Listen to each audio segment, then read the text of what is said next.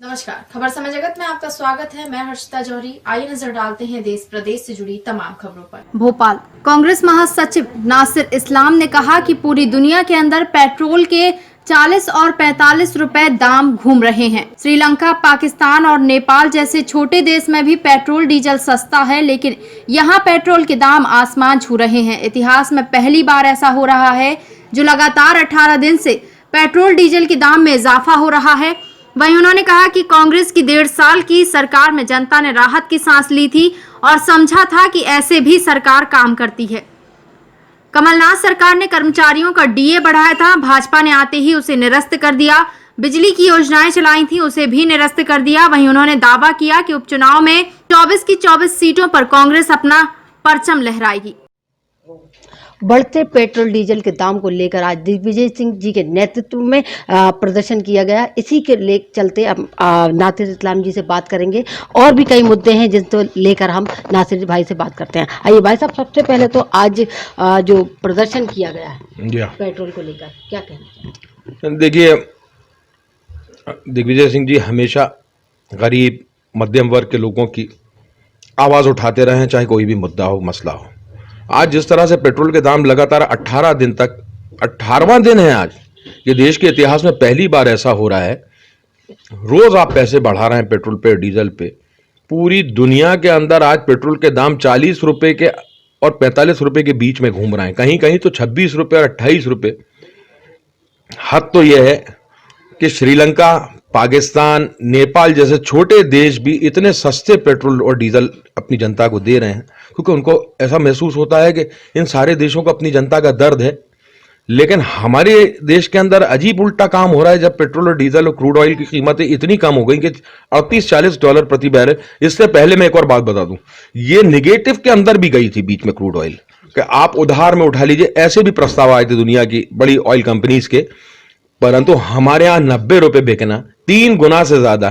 क्या समझ रखा है तुमने देश की जनता को? और मध्य प्रदेश के अंदर तो आप देख ही रहे हैं जिस तरह से शकुनी मामा दीवाना हो गया डीजल और शराब बेचने के ऊपर। शराब बेचना, डीजल पेट्रोल के पैसे बढ़ाना, बिजली के बिल जो 200 और 400 की स्कीम और 100 रुपए वाली कमलनाथ जी सरकार द्वारा, कांग्रेस की सरकार द्वारा चलाई गई थी, सबको खत्म करके अब कुछ झूठी घोषणाएं कर दी हैं। किसी घर का 4 से 6 हजार से कम का बिल नहीं आया, बल्कि 13 हजार रुपए के RWS के छोटे मकान जो गरीब वर्ग के लोगों के पास हैं, हमारे नीले राशन कार्ड वाले लोग रहते हैं, उनके घरों के अंदर के 30-30 हजार बिल भेज रहा हूं। लूट मचा दी है। सॉफ्टवेयर जो है निजी कंपनी का वो गड़बड़ करके और उसके माध्यम से पैसे, क्या है ये लूट मचा रखी है आपने। आगामी 24 सीटों पर मध्य प्रदेश में चुनाव है, इसका क्या असर पड़ेगा इस पर? क्या जनता एक बार फिर से कांग्रेस को मौका देगी? क्या लगता है? देखिए, पिछले 1.5 साल कांग्रेस की वर्किंग को जनता ने देखा। मध्य प्रदेश के अंदर जिस तरह से हालात सुधरे थे, मैं ये तो नहीं कहूंगा कि 1.5 साल के अंदर सब कुछ हो गया था, लेकिन परंतु लोगों ने एक राहत की सांस ली थी और समझा था कि ऐसे भी सरकारें काम करती हैं जो जनता के, गरीबों के, किसान वर्ग के, मध्यम वर्ग के, कर्मचारी वर्ग के।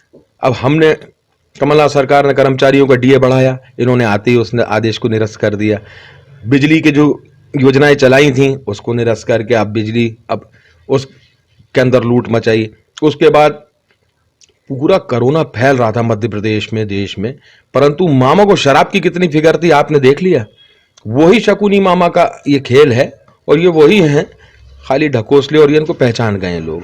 और इस चुनाव के अंदर परिणाम चौंकाने वाले नहीं होंगे। सबको मालूम है कांग्रेस कम से कम 20-22 सीटों के अंदर, हो सकता है 24 के 24 स्टेट वो हो, क्योंकि जो गरीब वर्ग के लोग हैं उन्होंने देखा है किस तरह से इन्होंने देश के अंदर लोगों के साथ कितना जुल्म किया है इस कोरोना के दौरान। वो 5-5 हजार किलोमीटर पैदल चलने वाले लोग, उनको याद है इनकी करनियां। क्या सिंधिया जी गए हैं कांग्रेस में, क्या इससे कांग्रेस को घाटा होगा? क्योंकि कहीं ना कहीं ज्यादा जिस क्षेत्र से लोग गए हैं वो सिंधिया जी का क्षेत्र है, क्या कहना चाहेंगे इसमें?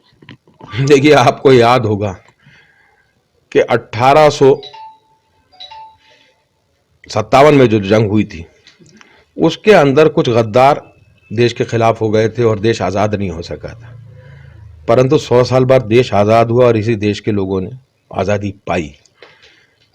वो जो अंग्रेजों के गुलाम थे वो बहुत दिन तक अब उन गुलामी की जंजीरों में, इसी तरह से मैं ये कहना चाहूंगा कि अब वही परिस्थितियां एक दफा कांग्रेस को देखने को मिली।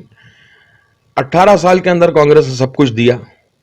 अब मैं एक और सवाल पूछता हूं, जनता के सामने रखता हूं, आप बताइए कांग्रेस के दूसरे प्रत्याशी को 36 वोट मिले कि नहीं मिले?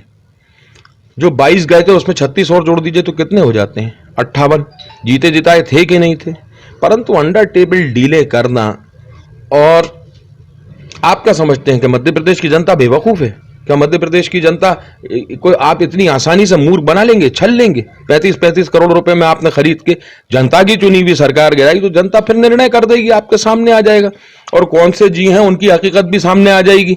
पहले उन्होंने दावा किया 1 जुलाई को बहुत बड़ा, 1 जून को हम बहुत बड़ा वो करेंगे, 1 जून में बहुत सारे कांग्रेस के। अरे मैंने तो देखा तुम्हारे परिवार के लोग कांग्रेस ज्वाइन करने लगे थे, तुम्हारे कारण चले गए थे इतने सीनियर लोग। तो ये सारी स्थितियां हैं। कांग्रेस को किसी की आवश्यकता नहीं। कांग्रेस एक विचारधारा है। कांग्रेस खाली एक राजनीतिक दल नहीं है, एक विचारधारा है।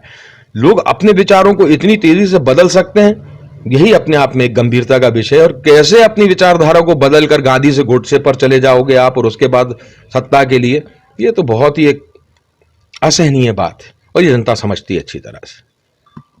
तो नासिर इस्लाम जी का कहना है कि जनता समझती है कि जो गोडसे की और गांधीवादी विचारधारा रखते हैं उनके साथ जुड़ना है या नहीं। कहीं ना कहीं जो चुनाव होने हैं 24 सीटों पे, उसमें जनता कांग्रेस जीत के आएगी। कैमरामैन अमन के साथ शक्ति भारती, भोपाल। खबर समय जगत के लिए भोपाल से कैमरामैन अमन खान के साथ संवाददाता शक्ति Bharti. For latest news, subscribe to our channel and press the bell icon.